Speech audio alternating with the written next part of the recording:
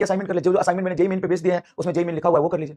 ठीक है, ठीक है। कितने ईयर के पीवाईक्यू? 10 ईयर के तो करने ही है मिनिमम, आप 12-13 के कर लो। Revision theory based concept formula को मल्टीपल टाइम्स लिख लिख के रिवाइज करो। जैसे मैं बोलूं कि वर्क एनर्जी पावर चैप्टर है, तो वर्क एनर्जी पावर में work done by constant force, work done by variable force, work energy theorem, spring force का work done, conservation of mechanical energy, conservative non conservative force, potential energy concept, spring potential energy, gravitational potential energy, COM का concept कब लगता है, सीओमी के 1-2 सवाल और power का concept मुश्किल से एक पेज में आप 4-5 बार लिख के प्रैक्टिस करो। ठीक है, और सबसे इंपॉर्टेंट बात, टाइम लिमिट के साथ टेस्ट दो, वो भी फुल सिलेबस। अभी नहीं दोगे तो कम से कम 5-7 दिन बाद आपका पेपर कंप्लीट हो जाएगा, तो फुल सिलेबस आपको टेस्ट देना है टाइम लिमिट के साथ।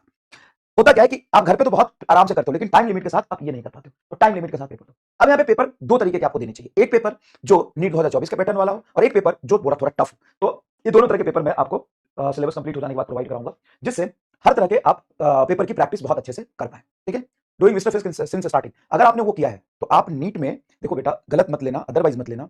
मैं कह रहा हूं कि पीवाईक्यू के बेसिस पे, पीवाईक्यू के पैटर्न के बेसिस पे, पीवाईक्यू के हिसाब से, ठीक है ना, लैंग्वेज वाले क्वेश्चंस की प्रायोरिटी है।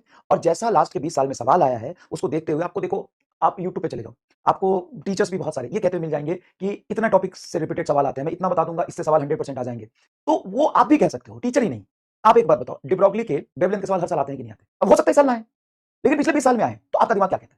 हो सकता है आ भी जाए, है ना? हो सकता है आज 20 साल में 20 सवाल आए डिब्रोगली वेवलेंथ के, फोटो इलेक्ट्रिक के 20 साल में 20 आए।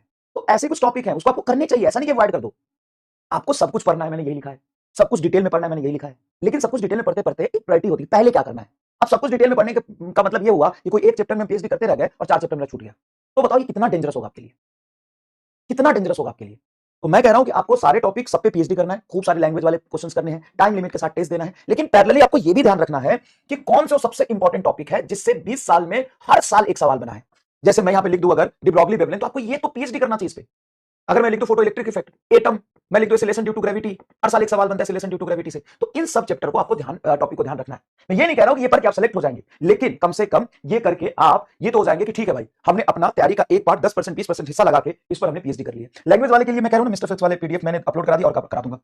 मिस्टर फिजिक्स वाले पीडीएफ से क्वेश्चन करिए, लैंग्वेज वाले क्वेश्चन यहां से आपकी पूरी पीएचडी हो जाएगी। उस पर कम क्वेश्चन नहीं है, लगभग 6000 के आसपास है, 200-400 कम होगा तो होगा, लगभग 6000 के पास। तो हर चैप्टर का ये लगा लीजिए और नीट की पीवाई को लगा लीजिए। उसके बाद आप अनप्रेडिक्टेबल पेपर की तैयारी करिए, और टाइम लिमिट के साथ जब आप logic gate, yes logic gate बेटा, लॉजिक गेट, लॉजिक गेट, तो मैं ये नहीं कह रहा कि 100% इससे एक क्वेश्चन आएंगे, लेकिन मैं ये जरूर कह रहा हूं कि ये अगर 20-30 इंपॉर्टेंट टॉपिक देख लोगे तो वहां से आप कुछ भी करेगा तो सिलेबस से पेपर बनाएगा, तो ये सब इंपॉर्टेंट है। ठीक है, ये सब इंपॉर्टेंट है।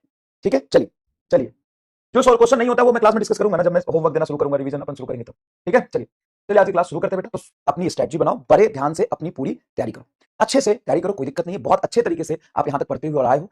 कॉन्फिडेंस रखो, डिमोटिवेट मत हो, डिस्ट्रैक्ट मत हो, फोकस से तैयारी करो। ठीक है, ठीक है।